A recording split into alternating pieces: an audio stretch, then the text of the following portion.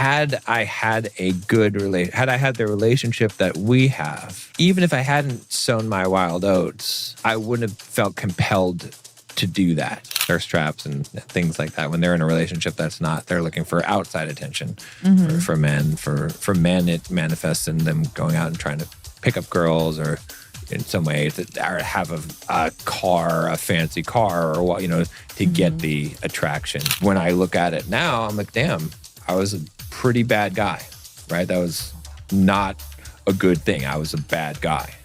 At the time, I thought I was a cool guy, right? I had the ego, but I didn't really connect. This is bad, right? Yeah. This is a very bad thing I'm doing. Because I've coached a lot of guys, some guys that have been in some of these kind of situations, and their sense of security was misplaced, and especially when they had a one side on open-ended, agreed upon relationship, and they thought, oh, well, she's going to stick around, she's going to, and that was not as she shouldn't, but that's not the case because that security was misplaced. They're like, oh, we have such a good family and relationship, and everything's going good, so we have the safety to be able to do this, which is that right logic makes zero sense. Yeah. But then why do people do it? Why do, again, men do it? A lot of times they're the ones with like the one-sided open. Yeah. How can they even this couple we're talking about, both of them, how can you go out and be with other people and then come home and sleep in the bed with someone you married? Or even be intimate with them? Like, that is just hard for me to wrap my head around. Yeah, I mean, again, from experience, was it episode 4? Yeah, it's one of the early ones. One of the early ones, but I won't go into all of the details. But for some of the details, I was married before. I did not end things in the proper way. I stepped outside of the marriage, right? As a recap. Again, the episode, we don't have time to get into all the details. No. I'm not condoning what I did or that kind of behavior, thing, we know. But I'm not also dooming someone to eternal damnation. They're unredeemable. There are circumstances, and there are different circumstances. But in my circumstance, I was fed up, done with the relationship, was looking for a way out. So in that case, it does create a different, it wasn't like I was bored, right? It wasn't like... Right. So it is different than like what we're specifically talking about. But in that situation, what was going on for me, some of the things was, there was a bit of the sowing the wild oats, not having a wild phase. You got experience. Married young, you know, like because I got married at 21. Right? Yeah. And I had only had one previous sexual partner. I'd never really dated or anything. So, but in that aspect, it is similar-ish. In that way. But the reason why I say that, it's not as similar as it would appear at the surface is that had I had the relationship that we have, even if I hadn't sown my wild oats, I wouldn't have felt compelled to do that, right?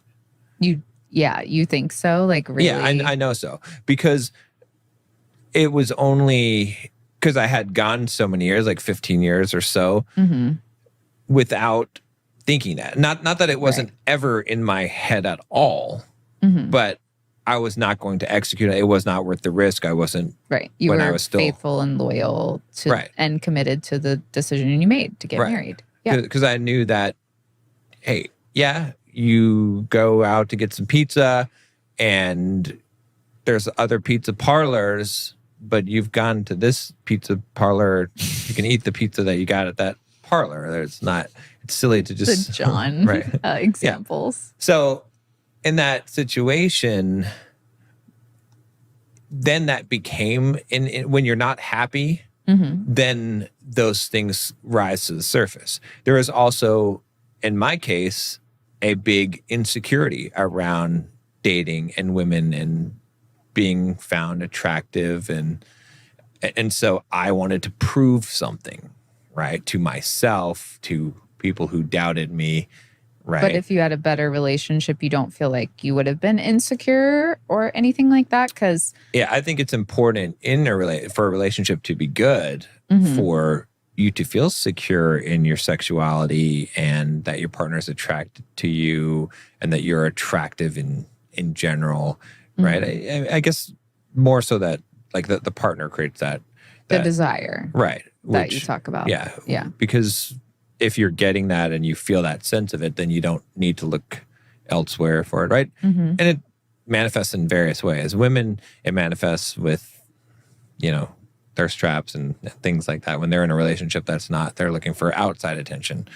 For men. For men, it manifests in them going out and trying to pick up girls or in some way or have a car, a fancy car or what, to get the attraction. So, yeah. So long story short, those are some of the other factors that were, But what about and I know that it's losing half your stuff and you had a kid and I get that. Yeah. But I guess I just don't get the point of going out and being with other people and then sleeping in the same bed as the person that you're doing, you're married to. You know what I mean? How does that not make somebody feel a certain type of way? Even this couple, right? How can you go out and sleep with other people and then get back in your bed and act like a married couple? Yeah, it's weird. Switching the modes. I think it was a compartmentalization to a degree, right? Where you could be in a family mode.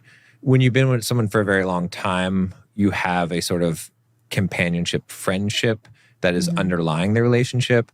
And that doesn't disappear just because you're unfaithful, to be blunt, right? Well, you've been coexisting for so long that you can still coexist. Right. And so it's kind of a weird thing. At some point, you're like, this person is my friend.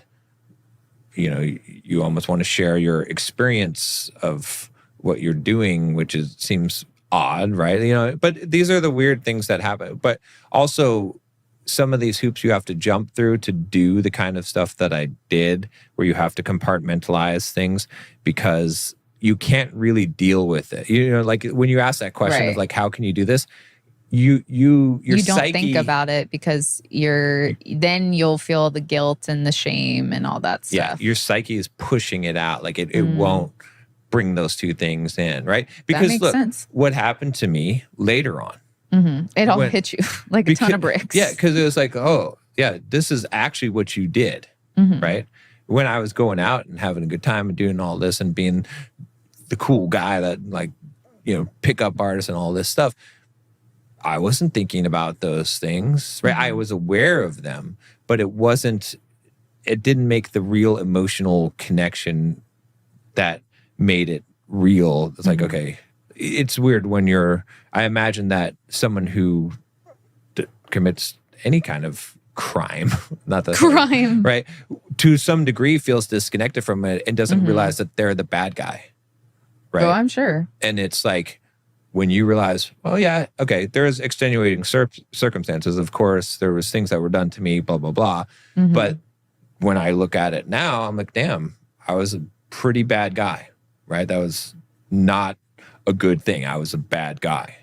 At the time, I thought I was a cool guy, right? I had the ego, but I didn't really connect.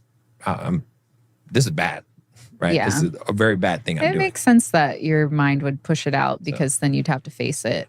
But side note, did I pick up the pickup artist when we got together?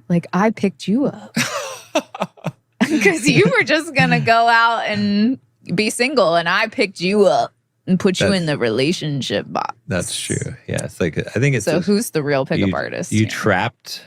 Trapped the pickup artist. Trapped the. It didn't seem very hard to trap you, but yeah, but you didn't know what you were getting. You're damn right about that.